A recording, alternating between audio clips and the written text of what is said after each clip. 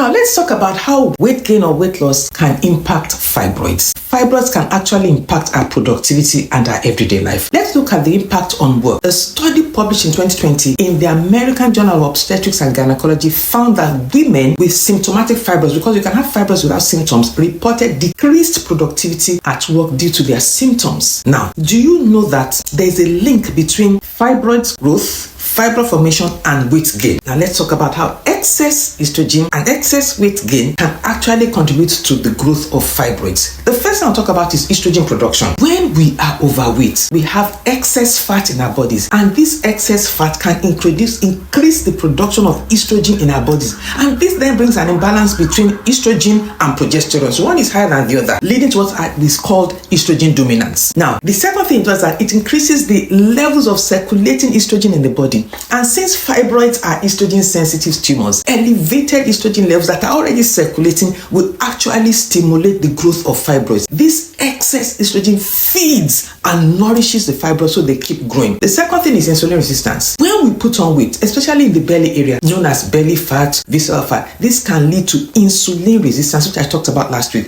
Insulin resistance means that the insulin is having difficulty doing its job of carrying sugar or glucose from our bloodstream into our cells to provide us with the energy that we need. Remember that energy is everything. This then leads the pancreas to think, let me produce more insulin because there's not enough insulin in the body to do the job. So with this increased insulin level, it affects the sex hormones, especially estrogen. Now this then feeds the fibroids because there's too much estrogen in the body because of insulin resistance. The third thing is inflammation. In simple terms, inflammation is the body's response to trauma and helps it to heal. However, it can be chronic or acute. When it's chronic, it becomes harmful. Excess body weight often leads to chronic inflammation silently in the body, and this can alter our hormonal balances, leading to estrogen dominance and creates an environment that promotes the growth of fibroids. Too much estrogen leads to growth of fibroids. The fourth thing I'll talk about is called leptin levels. Leptin is a hormone. When we are obese, this leads to high levels of leptin, a hormone that is produced by the fat tissues of our excess fat. In fact,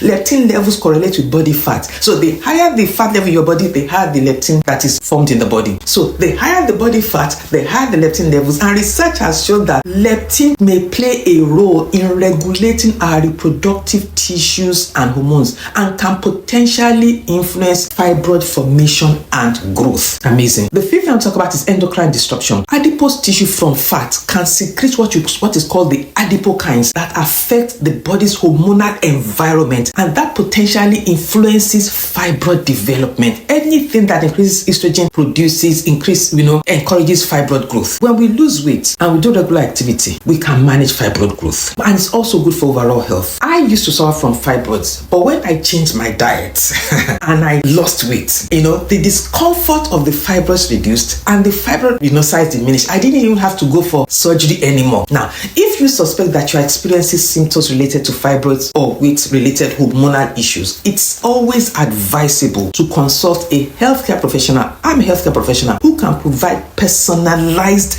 guidance and treatment options for you. I hope this has been of value for you. Watch out for my next video. Catch you later. Bye.